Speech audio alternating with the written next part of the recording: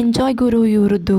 ನಮ್ಮ ಪಾಪು ಅಂತೂ ಎಷ್ಟು ಹಠ ಮಾಡಿದ್ಲು ಅಂದರೆ ನಮ್ಮ ಯಜಮಾನ್ರು ಫುಲ್ಲು ಸ್ವಿಮ್ಮಿಂಗು, ಇವಳಂತೂ ಕ್ವಾಟ್ಲೆ ಸುಬ್ಬಿ ತರಲೆ ತಿಮ್ಮಿ. ಹಾಯ್ ಹೆಲೋ ನಮಸ್ಕಾರ, ಎಲ್ಲರೂ ಹೇಗಿದ್ದೀರಾ? ಎಲ್ಲರೂ ಚೆನ್ನಾಗಿದ್ದೀರಿ ಅಂತ ಭಾವಿಸ್ತಾ ನಾವು ಕೂಡ ತುಂಬ ಚೆನ್ನಾಗಿದ್ದೀವಿ. Back to Kavya Kirana Kannada vlog. ಇವತ್ತು ನಾವು ಬೆಳಗ್ಗೆನೆ ಬೇಗ ಎದ್ದು ಎಲ್ಲ ಕೆಲಸ ಮುಗಿಸಿ ನಾವಿವತ್ತು ಒಂದು ವಿಶೇಷವಾದ ಸ್ಥಳಕ್ಕೆ ಹೋಗ್ತಿದ್ದೀವಿ. ಆ ವಿಶೇಷವಾದ ಸ್ಥಳ ಯಾವುದು ಅಂತ ನಾನು ಮುಂದೆ ಹೋಗ್ತಾ ವ್ಲಾಗಲ್ಲಿ ನಿಮಗೆ ತಿಳಿಸ್ತೀನಿ. ಬೆಳಗ್ಗೆನೆ ಬೇಗ ಎಲ್ಲ ಪೂಜೆ ಎಲ್ಲ ಮುಗಿಸಿ ನಾವಿವತ್ತು ಹೊರಟಿರೋದು ನಾನು, ಮೋನಿಶಾ, ಪಾಪು ಮತ್ತು ನನ್ನ ಹಸ್ಬೆಂಡು 4 ಜನ ಹೊರಟಿದ್ದೀವಿ. ಪಾಪುಗೆ ಮುಡಿ ಕೊಡಬೇಕು ಅಂತ ಬೆಳಿಗ್ಗೆನೆ ಬೇಗ ಇದ್ವಿ. ಲೇಟ್ ಆದರೆ ಅಲ್ಲಿ ರಶ್ ಇರುತ್ತೆ, ಹಾಗಾಗಿ ನಾವು ಬೆಳಗಿನ ಜಾವ 4:15ಗೆ ಮನೆ ಬಿಟ್ವಿ. ದೇವಸ್ಥಾನ ತಲುಪೋಷ್ಟರಲ್ಲಿ ಬೆಳಗ್ಗೆನೆ ಆಗಿಬಿಟ್ಟಿತ್ತು, ಅಷ್ಟು ಬೇಗ ಹೊರಟ್ವಿ. ಬೆಳಿಗ್ಗೆ ಬೇಗ ಎದ್ದು ಹೊರಟಾಗಲೇ ಮನಸ್ಸಿಗೆ ಏನೋ ಒಂಥರ ನೆಮ್ಮದಿ. ಇವತ್ತು ನಮ್ಮ ಪಯಣ ಎಲ್ಲಿಗಪ್ಪ ಅಂದರೆ ನಂಜನಗೂಡಿನ ಪ್ರಸಿದ್ಧ ಶ್ರೀಕಂಠೇಶ್ವರ ಸ್ವಾಮಿ ದರ್ಶನಕ್ಕೆ ಹೋಗ್ತಿದ್ದೀವಿ. ಬೆಳಗಿನ ತಂಪಾದ ವಾತಾವರಣ, ದಾರಿಯುದ್ದಕ್ಕೂ ಕಾಣುವ ಪ್ರಕೃತಿಯ ಸೊಬಗು, ಇದನ್ನೆಲ್ಲ ನೋಡ್ಕೊಂಡು ಹೋಗ್ತಾ ಇದ್ರೆ ಏನೋ ಒಂಥರ ಮನಸ್ಸಿಗೆ ಶಾಂತಿ, ನೆಮ್ಮದಿ ಸಿಗುತ್ತೆ. ಪಾಪುಗೆ ಇವತ್ತು ಮುಡಿ ಇತ್ತು, ಹಾಗಾಗಿ ಈ ದಿನ ನಮಗೆ ತುಂಬ ವಿಶೇಷವಾಗಿತ್ತು. ದೇವರ ಸನ್ನಿಧಿಯಲ್ಲಿ ಮಗುವಿನ ಮುಡಿ ಕಾರ್ಯಕ್ರಮನೆಲ್ಲ ಮಾಡಿಸಿ ಸ್ವಾಮಿ ದರ್ಶನ ಪಡೆದು ಆ ಪವಿತ್ರ ಕ್ಷಣಗಳನ್ನು ನಮ್ಮ ನೆನಪಿನಲ್ಲಿ ಉಳಿಸ್ಕೊಳ್ಳಬೇಕು ಅನ್ನೋ ಆಸೆಯಿಂದಲೇ ನಂಜನಗೂಡಿನತ್ತ ನಮ್ಮ ಪ್ರಯಾಣನ ಶುರು ಮಾಡಿದ್ದೀವಿ. ನಾವು ಹೊರಟಾಗ ಕತ್ತಲಾಗಿತ್ತು, ಬಟ್ ಹೋಗ್ತಾ ಹೋಗ್ತಾ ಬೆಳಕೆ ಆಗಿಬಿಟ್ಟಿತ್ತು. ಎಷ್ಟೊತ್ತಿಗೆ ಹೋಗ್ತೀವಿ ಅನ್ನೋ ಥರ ಆಗಿಬಿಟ್ಟಿತ್ತು. ನಮ್ಮ ಯಜಮಾನ್ರಂತೂ ಪಾಪು ಇರೋದ್ರಿಂದ ನಿಧಾನಕ್ಕೆ ಹೊರಟರು. ಬೆಳಗಿನ ಜಾವ ಜರ್ನಿ ಮಾಡೋದ್ರಿಂದ ಏನಪ್ಪ ಬೆನಿಫಿಟ್ ಅಂದರೆ, ಬೆಳಗಿನ ಜಾವ ತಂಪಾದ ಗಾಳಿ ಬೀಸುತ್ತೆ, ರಸ್ತೆಗಳಲ್ಲಿ ಅಷ್ಟೊಂದು ವಾಹನಗಳಿರಲ್ಲ, ಗಲಾಟೆ ಇರಲ್ಲ, ಒಂಥರ ಮನಸ್ಸು ಪೀಸ್ಫುಲ್ ಆಗಿರುತ್ತೆ, ಶಾಂತವಾಗಿರುತ್ತೆ. ಬೆಳಗಿನ ಸೂರ್ಯನ ಕಿರಣಗಳು ನಿಧಾನವಾಗಿ ದಾರಿ ಮೇಲೆ ಬೀಳುತ್ತಿರೋ ದೃಶ್ಯ ನೋಡೋಕ್ಕೆ ತುಂಬಾ ಚೆನ್ನಾಗಿರುತ್ತೆ. ದಾರಿ ಉದ್ದಕ್ಕೂ ಕಾಣಿಸುವ ಹಸಿರು ಹೊಲಗಳು, ಮರಗಳು, ಬೆಳಗಿನ ಮಂಜಿನ ವಾತಾವರಣ ಇವೆಲ್ಲ ನೋಡ್ತಾ ಹೋಗ್ತಿದ್ದಂತೆ ಪ್ರಯಾಣ ಯಾವಾಗ ಮುಗೀತು ಅನ್ನೋದೇ ಗೊತ್ತಾಗಲ್ಲ.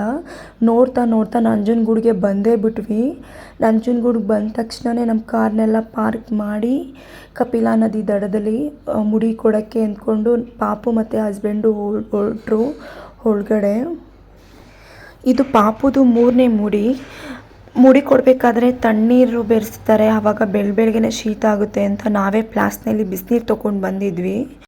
ಪಾಪುಗೂ ಹಸ್ಬೆಂಡ್ಗೂ ಮುಡಿ ಮಾಡಿಸಿ ನಂತರ ದೇವ್ರ ದರ್ಶನ ಮಾಡಿಕೊಂಡಾಗ ಮನಸ್ಸಿಗೆ ಸಿಗುತ್ತಲ್ಲ ನೆಮ್ಮದಿ, ಸಂತೋಷನೇ ಬೇರೆ. ಮಗುವಿನ ಭವಿಷ್ಯ ಚೆನ್ನಾಗಿರಲಿ, ಆರೋಗ್ಯವಾಗಿರಲಿ, ಸಂತೋಷವಾಗಿ ಬೆಳೀಲಿ, ದೇವಿರ ಆಶೀರ್ವಾದ ಸದಾ ಪಾಪು ಮೇಲೆ ನಮ್ಮ ಮೇಲೆ ಇರಲಿ ಅಂತ ಪ್ರಾರ್ಥನೆ ಮಾಡಿಕೊಂಡು ಪಾಪುಗೆ ಮುಡಿನ ಸ್ಟಾರ್ಟ್ ಮಾಡಿದ್ವಿ.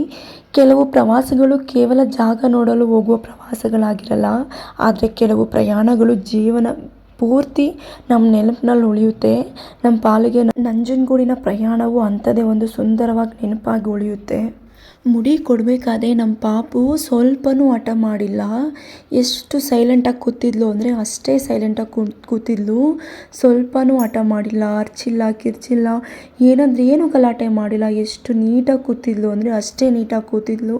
ಫಸ್ಟ್ ಮುಡಿ ನಮ್ಮ ಮನೆ ದೇವರು ಅಂಕನಾಥೇಶ್ವರಗೆ ಕೊಟ್ಟಾಗೂ ಕೂಡ ತುಂಬಾ ಸೈಲೆಂಟಾಗಿದ್ಲು.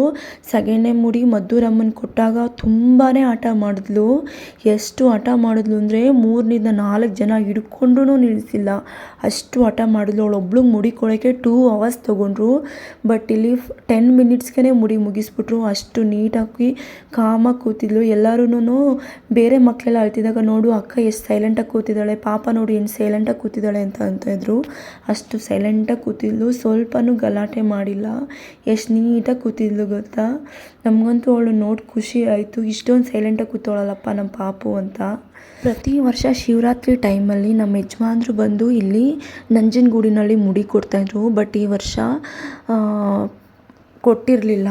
ಹಾಗಾಗಿ ನಾವು ಈ ಟೈಮಲ್ಲಿ ಬಂದು ಮುಡಿ ಕೊಡ್ತಿದ್ದೀವಿ. ಪಾಪುಗೂ ಒಂದು ಮುಡಿ ಕೊಟ್ಟು 6 ತಿಂಗಳಾದಮೇಲೆ ಇನ್ನೊಂದು ಮುಡಿ ಕೊಡಬೇಕಿತ್ತಂತೆ. ಹಾಗಾಗಿ ಶಿವರಾತ್ರಿ ಟೈಮಲ್ಲಿ ಬೇರೆ ದೇವರಿಗೆ ಮುಡಿ ಕೊಟ್ಟಿರೋದ್ರಿಂದ ಇನ್ನೂ 6 ಮಂತ್ ಕಂಪ್ಲೀಟ್ ಆಗಿರಲಿಲ್ಲ, ಹಾಗಾಗಿ ಬಂದು ಮುಡಿ ಕೊಟ್ಟಿರಲಿಲ್ಲ. ಇವಾಗ 6 ಮಂತ್ ಆಗಿದೆ.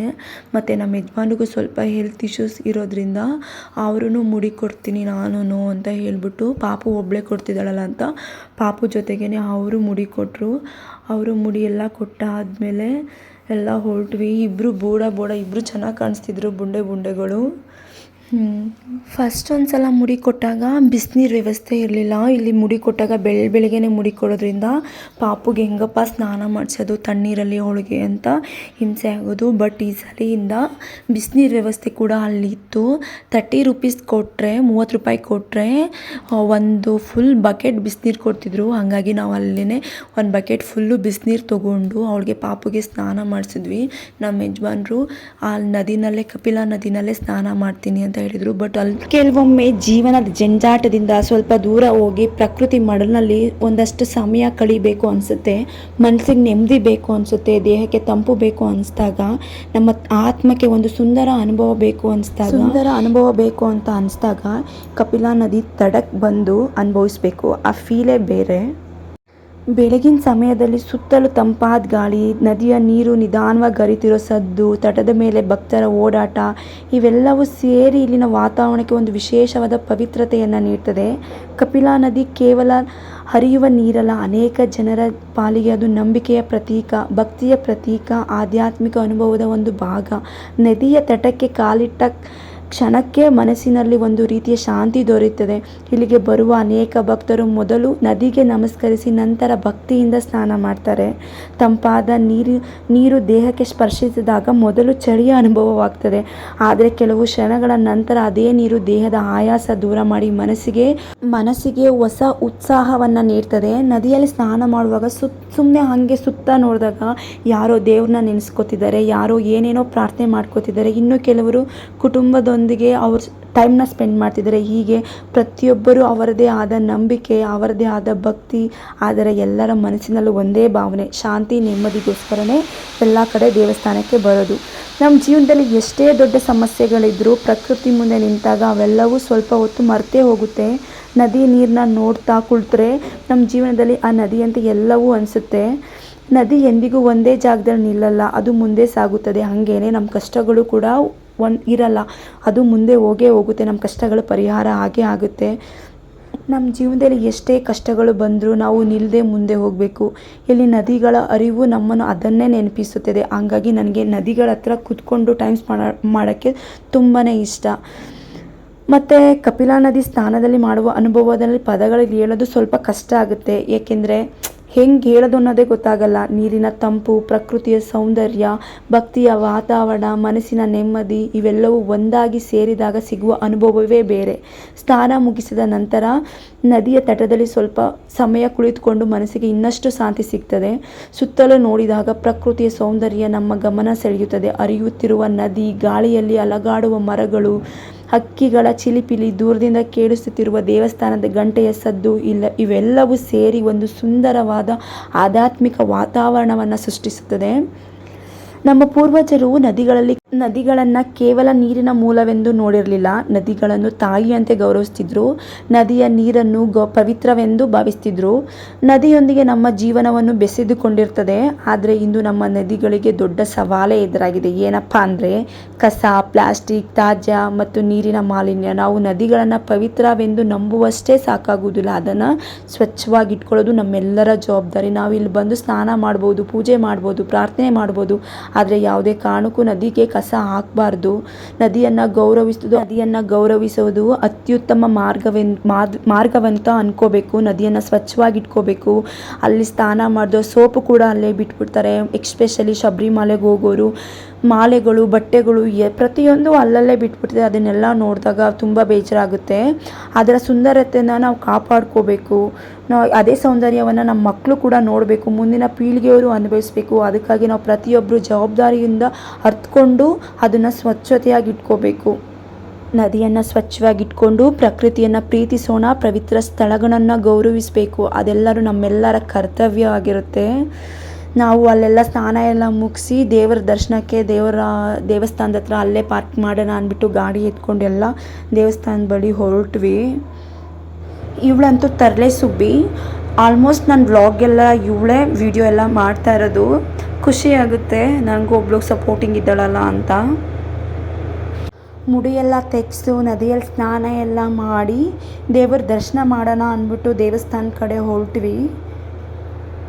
ಇವತ್ತು ಭಾನುವಾರ ಆಗಿರೋದ್ರಿಂದ ಎಷ್ಟು ರಶ್ ಇರುತ್ತೋ ಅಂತ ಅಂದ್ಕೊಂಡ್ವಿ. ಪಾಪು ಬೇರೆ ಇದ್ವಿ. ಹೋದ ಸಲ ಬಂದಾಗಂತೂ ಏನು ರಶ್ ಇತ್ತು ಅಂದರೆ ನಮ್ಮ ಪಾಪುನ ಎತ್ಕೊಂಡು ಸಖತ್ತು ಹಿಂಸೆ ಆಗ್ಬಿಟ್ಟಿತ್ತು, ಅಷ್ಟು ರಶ್ ಇತ್ತು. ಈ ಸಲನೂ ಅಷ್ಟೇ ರಶ್ ಇರುತ್ತೆ ಅಂತ ಅಂದ್ಕೊಂಡು ಹೋದ್ವಿ. ಬಟ್ ದೇವಸ್ಥಾನದ ಹತ್ರ ಹೋಗಿ ನೋಡಿದಾಗ ಫುಲ್ಲು ಖಾಲಿ ಇತ್ತು. ಅದನ್ನು ನೋಡಿದಾಗ ಏನೋ ಒಂಥರ ನೆಮ್ಮದಿ. ಬಟ್ ನಾವು ಎಷ್ಟೊಂದು ಸಲ ನಂಜನಗೂಡಿಗೆ ಬಂದಿದ್ದೀವಿ, ಬಟ್ ಇಷ್ಟೊಂದು ಖಾಲಿ ಯಾವತ್ತೂ ಇರಲಿಲ್ಲ. ಬಟ್ ಇವತ್ತೇನೋ ಅಂತ ಗೊತ್ತಿರಲಿಲ್ಲ. ಅದು ಆಷಾಢ ಮಾಸ ಬೇರೆ, ಭಾನುವಾರ ಆಗಿರೋದ್ರಿಂದ ಎಲ್ಲರೂ ಎಂದೇವ್ರ ದೇವಸ್ಥಾನಕ್ಕೆ ಹೊಂಟೋಗ್ಬಿಟ್ಟಿದ್ದಾರೆ ಅಂತ ಅನಿಸುತ್ತೆ. ಬಟ್ ಫುಲ್ಲು ಖಾಲಿ ಇತ್ತು. ದೇವಸ್ಥಾನಕ್ಕೆ ಹೋಗೊಂದು 10 ನಿಮಿಷಕ್ಕೇ ಬೇಗನೆ ದರ್ಶನ ಆಗ್ಬಿಡ್ತು, ಅಷ್ಟು ಖಾಲಿ ಇತ್ತು. ಎಷ್ಟು ಬೇಗ ಹೋದ್ವಿ ಅಂದರೆ ನಮ್ಗೆ ಏನಪ್ಪ ನಮಗೆ ಶಾಕು, ಏನು ಈ ಸಲ ಇಷ್ಟೊಂದು ಖಾಲಿ ಇದೆ ಅಂತ. ಅದು ಬೇರೆ ಆಷಾಢ ಮಾಸದಲ್ಲಿ ಇಷ್ಟು ಖಾಲಿ ಇದೆಯಾ ಅಂತ ನಮಗೆ ಶಾಕ್ ಆಗಿಬಿಡ್ತು. ಮೇ ಬಿ ಇದು ಜಾಸ್ತಿ ಇಲ್ಲಿ ರಶ್ ಆಗೋದೆ ಹುಣ್ಣಿಮೆ ಟೈಮಲ್ಲಿ ಮಾತ್ರ ಜಾಸ್ತಿ ರಶ್ ಆಗುತ್ತೆ. ಅದರ್ವೈಸ್ ಬೇರೆ ಟೈಮಲ್ಲೆಲ್ಲ ಕಮ್ಮಿ ರಶ್ ಇರುತ್ತೆ. ಹುಣ್ಣಿಮೆಲಂತೂ ಕಾಲು ಇಕ್ಕಕ್ಕೆ ಆಗಲ್ಲ. ನಾವು ಆಲ್ಮೋಸ್ಟ್ ಬಂದಿರೋದೆಲ್ಲನೂ ಹುಣ್ಣಿಮೆ ಟೈಮಲ್ಲೇ ಇಲ್ಲಿ ಬಂದಿರೋದು. ಹುಣ್ಣಿಮೆ ಟೈಮಲ್ಲಿ ಬಂದಿರೋದ್ರಿಂದ ಯಾವಾಗಲೂ ರಶ್ ಇರ್ತಿತ್ತು. ಬೇರೆ ಟೈಮಲ್ಲಿ ಇದೇ ಫಸ್ಟ್ ಟೈಮ್ ಬಂದಿರೋದು, ಹಾಗಾಗಿ ಇವತ್ತು ರಶ್ ಇಲ್ಲ ಅಂತ ಅನ್ಕೋತೀನಿ. ನಂಜನಗೂಡಿಗೆ ಬರ್ತಿದ್ದಂತೆ ನಮ್ಮ ಗಮನ ಸೆಳೆಯೋದೆ ಅಲ್ಲಿನ ಭವ್ಯವಾದ ದೇವಸ್ಥಾನ. ದೂರದಿಂದನೇ ಕಾಣಿಸುವ ಗೋಪುರ, ಅದರ ಮೇಲಿನ ಸೂಕ್ಷ್ಮ ಕೆತ್ತನೆಗಳು, ಒಂದೊಂದು ಶಿಲ್ಪವನ್ನು ನೋಡ್ತಿದ್ರೆ ಆ ಕಾಲದ ಕಲಾವಿದರ ಕೈಚಳಕ ಎಷ್ಟು ಅದ್ಭುತವಾಗಿದೆ ಅನ್ನೋದೇ ಅರ್ಥ ಆಗುತ್ತೆ. ಇದು ಕೇವಲ ಒಂದು ದೇವಸ್ಥಾನ ಅಂತ ಹೇಳಿದ್ರೆ ಕಡಿಮೆ. ಅಲ್ಲಿ ಪ್ರತಿಯೊಂದು ಕಲ್ಲಿನಲ್ಲೂ ಒಂದೊಂದು ಕತೆ ಇದೆ, ಪ್ರತಿಯೊಂದು ಶಿಲ್ಪದಲ್ಲೂ ಒಂದೊಂದು ಇತಿಹಾಸ ಇದೆ ಅಂತಲೇ ಹೇಳ್ಬೋದು. ಪ್ರತಿಯೊಂದು ಮೂಲೆಯಲ್ಲೂ ಪುರಾತನದ ನೆನಪುಗಳನ್ನು ಇದೆ. ದೇವಸ್ಥಾನದ ವಾಸ್ತುಶಿಲ್ಪವನ್ನು ನೋಡ್ತಾ ಹೋದಂತೆ ನಮ್ಮ ಹಿಂದಿನ ಕಾಲದ ಜನರು ಕಲೆ ಮತ್ತು ಭಕ್ತಿಯನ್ನು ಎಷ್ಟು ಸುಂದರವಾಗಿ ಒಂದರೊಳಗೊಳಗೆ ಒಂದನ್ನು ಬೆಸ್ತಿದ್ರು ಅನ್ನೋದು ಗೊತ್ತಾಗುತ್ತೆ. ನಂಜನಗೂಡಿನ ಇತಿಹಾಸ ನೋಡೋದಾದರೆ, ನಂಜನಗೂಡಿನ ಶ್ರೀಕಂಠೇಶ್ವರ ದೇವಸ್ಥಾನ ಕರ್ನಾಟಕದ ಪ್ರಮುಖ ಶಿವಕ್ಷೇತ್ರಗಳಲ್ಲಿ ಒಂದಾಗಿದೆ. ಇಲ್ಲಿನ ಶ್ರೀಕಂಠೇಶ್ವರ ಸ್ವಾಮಿ ಭಕ್ತರು ಅತ್ಯಂತ ಭಕ್ತಿಯಿಂದ ಆರಾಧಿಸ್ತಾರೆ. ನಂಜನಗೂಡು ಎಂಬ ಹೆಸರು ಹಿಂದೆ ಪೌರಾಣಿಕ ನಂಬಿಕೆಯೂ ಇದೆ. ಸಮುದ್ರ ಮಂಥನದ ಸಂದರ್ಭದಲ್ಲಿ ಶಿವನು ವಿಷವನ್ನ ಸೇವಿಸ್ತಾರಂತೆ, ಹಾಗಾಗಿ ನಂಜನಗೂಡು, ನಂಜು ಅಂದರೆ ವಿಷ, ನಂಜುಂಡೇಶ್ವರ, ಹಾಗಾಗಿ ಆ ಹೆಸರು ಬಂತು ಅಂತ ಹೇಳ್ತಾರೆ. ದೇವರನ್ನ ಶ್ರೀಕಂಠೇಶ್ವರ, ನಂಜುಂಡೇಶ್ವರ ಅಂತ ಹೆಸರಿನಿಂದನೂ ಕೂಡ ಕರೀತಾರೆ. ಕಾಲ ಬದಲಾದರೂ, ತಲೆಮಾರುಗಳು ಬದಲಾದರೂ ಈ ಕ್ಷೇತ್ರದ ಮೇಲಿನ ಭಕ್ತಿ ಭಾವನೆ ಮಾತ್ರ ಎಂದೆಂದಿಗೂ ಒಂದೇ ರೀತಿ ಮುಂದುವರ್ಕೊಂಡು ಹೋಗ್ತಿದೆ. ಅದರಲ್ಲೂ ಬೆಳಗಿನ ಸಮಯದಲ್ಲಿ ದೇವಸ್ಥಾನಕ್ಕೆ ಬಂದಾಗ ಸಿಗುವ ವಾತಾವರಣನೇ ಬೇರೆ. ಗಂಟೆಯ ನಾದ, ಮಂತ್ರಗಳ ಧ್ವನಿ, ಭಕ್ತರ ಓಡಾಟ ಮತ್ತು ದೇವಸ್ಥಾನ ದರ್ಶನಕ್ಕಾಗಿ ಕಾಯುತ್ತಿರುವ ಜನರು, ಇವೆಲ್ಲ ಸೇರಿ ಮನಸ್ಸಿಗೆ ಒಂದು ರೀತಿಯ ಆಧ್ಯಾತ್ಮಿಕ ಅನುಭವನೇ ನೀಡ್ತದೆ. ಮತ್ತು ಇಲ್ಲಿನ ಕಲೆ ಮತ್ತು ಶಿಲ್ಪಕಲೆಗಳ ಬಗ್ಗೆ ಹೇಳೋದಾದರೆ, ನನಗೆ ಇಲ್ಲಿ ತುಂಬ ಇಷ್ಟವಾದ ವಿಷಯ ಏನಂದರೆ ಅಲ್ಲಿನ ಶಿಲ್ಪಕಲೆ. ಒಮ್ಮೆ ದೇವಸ್ಥಾನದ ಗೋಡೆಗಳು, ಕಂಬಗಳು, ಗೋಪುರಗಳ ಕೆತ್ತನೆ ನೋಡಿದರೆ ಸಾಕು, ಅಲ್ಲಿನ ಪ್ರತಿಯೊಂದು ಕೆಲಸದಲ್ಲೂ ಕಲಾವಿದರ ಅಪಾರ ತಾಳ್ಮೆ, ನೈಪುಣ್ಯತೆಯನ್ನು ಕಾಣಿಸ್ತದೆ. ಇವಾಗ ಏನಾದರೂ ಒಂದು ಡಿಸೈನ್ ಮಾಡಬೇಕು ಅಂದರೆ, ವಿನ್ಯಾಸಗಳು ಮಾಡಬೇಕು ಅಂದರೆ ಯಂತ್ರಗಳಿವೆ, ತಂತ್ರಗಳಿವೆ. ಆದರೆ ಆಗಿನ ಕಾಲದಲ್ಲಿ ಕಲ್ಲನ್ನೇ ತಮ್ಮ ಕಲೆಯ ಮಾಧ್ಯಮವಾಗಿ ಮಾಡಿಕೊಂಡು ಕೈಯಿಂದಲೇ ಎಷ್ಟೊಂದು ಸೂಕ್ಷ್ಮವಾದ ಕೆಲಸಗಳನ್ನು ಮಾಡಿದ ಕಲಾವಿದರನ್ನು ನೆನೆಸ್ಕೊಂಡ್ರೆ ನಿಜಕ್ಕೂ ಆಶ್ಚರ್ಯ ಆಗುತ್ತೆ. ಕಲ್ಲಿನ ಮೇಲೆ ಮೂಡಿರುವ ದೇವತೆಗಳ ರೂಪಗಳು, ಅಲಂಕಾರಿಕ ವಿನ್ಯಾಸಗಳು, ಕಂಬಗಳ ಮೇಲಿನ ಕೆತ್ತನೆ, ಇವೆಲ್ಲವೂ ನಮ್ಮ ಇಂದಿನ ವಾಸ್ತುಶಿಲ್ಪದ ಶ್ರೀಮಂತಿಕೆಯನ್ನು ಪರಿಚಯಿಸ್ತದೆ. ದೇವಸ್ಥಾನಕ್ಕೆ ಬಂದಾಗ ನಾವು ದೇವರ ದರ್ಶನ ಮಾತ್ರ ಮಾಡದೆ ಶಿಲ್ಪಕಲೆಗಳನ್ನು ಸ್ವಲ್ಪ ಸಮಯ ಕೊಟ್ಟು ತೆಗೆದುಕೊಂಡು ಗಮನಿಸಬೇಕು. ಯಾಕೆಂದರೆ ಅವು ಕೇವಲ ಕಲ್ಲಿನ ಕೆತ್ತನೆಗಳಲ್ಲ, ಅವು ನಮ್ಮ ಪೂರ್ವಜರು ಬಿಟ್ಟು ಹೋದ ಕಲೆಯ ಗುರುತುಗಳು. ಸೊ ಹಾಗಾಗಿ ಆ ಕಲೆ, ವಾಸ್ತುಶಿಲ್ಪಗಳಿಗೆಲ್ಲ ಬೆಲೆ ಕೊಟ್ಟು ಅವನ್ನೆಲ್ಲ ಪ್ರತಿಯೊಂದನ್ನು ಸೂಕ್ಷ್ಮವಾಗಿ ಗಮನಿಸಬೇಕು. ನಮ್ಮ ಮಕ್ಕಳಿಗೂ ಕೂಡ ಯಾವ ಥರ ಇದೆ ಅನ್ನೋದನ್ನ ತೋರಿಸ್ಬೇಕು. ಇದು ಒಂದೇ ಅಂತ ಹೇಳಲ್ಲ, ನಮ್ಮ ಮೈಸೂರಿನಲ್ಲಿ ಅನೇಕ ದೇವಸ್ಥಾನಗಳಿದೆ. ಹೀಗೆ ನಮ್ಮ ಕರ್ನಾಟಕದಲ್ಲಿ ಐಹೊಳೆ, ಪಟ್ಟದಕಲ್ಲು, ಎಷ್ಟೊಂದು ದೇವಸ್ಥಾನಗಳಲ್ಲಿ ಆ ವಾಸ್ತುಶಿಲ್ಪ ಕಲೆಗಳದ್ದು ಕೈಚಳಕಗಳನ್ನ ನೋಡ್ಬೋದು. ಎಷ್ಟು ಚೆನ್ನಾಗಿರುತ್ತೆ ಅಂದರೆ ಮಾತಲ್ಲೇ ಹೇಳೋಕ್ಕಾಗಲ್ಲ. ಅದನ್ನೆಲ್ಲ ಹೆಂಗೆ ನಾವು ಇವಾಗೆಲ್ಲ ಎಷ್ಟೊಂದು ಟೆಕ್ನಾಲಜಿ, ಎಷ್ಟು ಟೆಕ್ನಾಲಜಿ ಇಂಪ್ರೂವ್ ಆದ್ರೂ ಆಗಿನ ಶಿಲ್ಪಕಲೆ, ವಾಸ್ತು ಎಲ್ಲನೂ ಏನಂದ್ರೆ ಏನೂ ಇಲ್ಲ ಆಗಿನ ದೇವಸ್ಥಾನಗಳ ಮುಂದೆ. ಇವಾಗಿನ ದೇವಸ್ಥಾನಗಳು, ಆಗಿನ ಕೆತ್ತನೆಗಳು, ಆಗಿನ ಮಾತಲ್ಲೇ ಹೇಳೋಕ್ಕಾಗಲ್ಲ, ಅಷ್ಟು ಚೆನ್ನಾಗಿ ಇರುತ್ತೆ. ಅಲ್ಲಿನ ಕಲೆ, ಶಿಲ್ಪಕಲೆ ಎಲ್ಲ ನೋಡಿ ಎಷ್ಟು ಬ್ಯೂಟಿಫುಲ್ಲಾಗಿ ಕಾಣಿಸ್ತಿದೆ ಅಂದರೆ, ಆಹಾ, ಈ ದೇವಸ್ಥಾನ ಗಂಗಾ ಚೋಳರ ಕಾಲದ ದೇವಸ್ಥಾನ, ಎಷ್ಟು ವರ್ಷದ ಇತಿಹಾಸ ಇದೆ. ಆದರೆ ನಮ್ಮ ಮೈಸೂರು ರಾಜರು ಇದನ್ನು ಅಭಿವೃದ್ಧಿ ಮಾಡಿದ್ರು. ನಾವು ಮೈಸೂರು ಅಂದರೆ ಸಾಕು, ಎಷ್ಟು ಇದು ಇದೆ ನಮಗೆ. ಇದನ್ನೆಲ್ಲ ನೋಡಿದ್ರೆ ತುಂಬಾ ಖುಷಿಯಾಗುತ್ತೆ. ನಾವು ಎಲ್ಲ ದರ್ಶನ ಎಲ್ಲ ಮಾಡಿಕೊಂಡು ಪ್ರಸಾದ ಎಲ್ಲ ತೊಗೊಂಡು ಮನೆ ಕಡೆ ಹೊರಟ್ವಿ. ನಮ್ಮ ಪಾಪು ಸ್ವಲ್ಪ ಕುದುರೆ ಸವಾರಿ ಮಾಡಬೇಕು ಅಂತ ಹಠ ಮಾಡ್ತಿದ್ಲು. ಹಂಗಾಗಿ ಮೋನಿಶಾ ಮತ್ತು ಪಾಪು ಇಬ್ರಿಗೂ ಕುದುರೆ ಸವಾರಿ ಎಲ್ಲ ಮಾಡಿಸಿದ್ವಿ. ನಾವು ಹೋಗೋಣ ಅಂತ ಅಂದ್ಕೊಂಡ್ವಿ, ಬಟ್ ಅದು ಯಾಕೋ ಅನಿಸ್ತು ಅಷ್ಟೇ. ಬಟ್ ಅದೆಲ್ಲ ಇಷ್ಟ ಆಗಿಲ್ಲ. ಮಕ್ಕಳು ಮಾಡಿದ್ರೆ ನಾವು ಮಾಡಿದಷ್ಟೇ ಖುಷಿ ಆಗುತ್ತೆ. ಹಂಗಾಗಿ ಅವ್ರಿಗೆ ಮಾಡಿಸಿದ್ವಿ. ಎಲ್ಲ ಮಾಡಿಕೊಂಡು ದರ್ಶನ ಎಲ್ಲ ಮಾಡಿಕೊಂಡು ಹೊರಗಡೆ ತಿಂಡಿ ಎಲ್ಲ ತಿಂದ್ಕೊಂಡು ನಾವು ಮನೆ ಕಡೆ ಹೊರಟ್ವಿ. ಪಾಪು ತಿನ್ನಿಸ್ಕೊಂಡು. ಎಲ್ಲೋಗಿದ್ರಿ? ಎಲ್ಲೋಗಿದ್ದೆ? ಎಲ್ಲೋಗಿದ್ದೆ ನೀನು? ಕೂದಲು ಯಾರು ಕೊಟ್ಟೆ? ಯಾರು ಕೊಟ್ಟೆ ಕೂದಲ? ಅವಯ್ಯ ಕಿತ್ಕೊಬಿಟ್ನಾ? ಮಾಮಿ ಕೊಟ್ಟೆ. ಮಾಮಿ ಕೊಟ್ಟ? ಹೋಗೋ.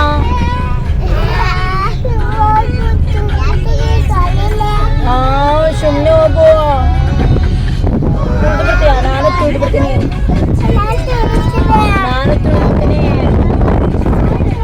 ಕಾಲು ನಾನು ತುಳಿದು ಬಿಡ್ತೀನಿ. ಹೆಸರೇನು? ಡಾಕ್ಟರ್ ಜಸ್ವಿಕಾ. ನೀನು ಏನಾಯ್ತೀಯಾ? ಡಾಕ್ಟರ್ ಜಸ್ವಿಕಾ. ಯಾರು ಹೇಳ್ಕೊಟ್ಟಾರ ನಿನ್ಗೆ? ಜಸ್ವಿಕಾ ಡಾಕ್ಟರು.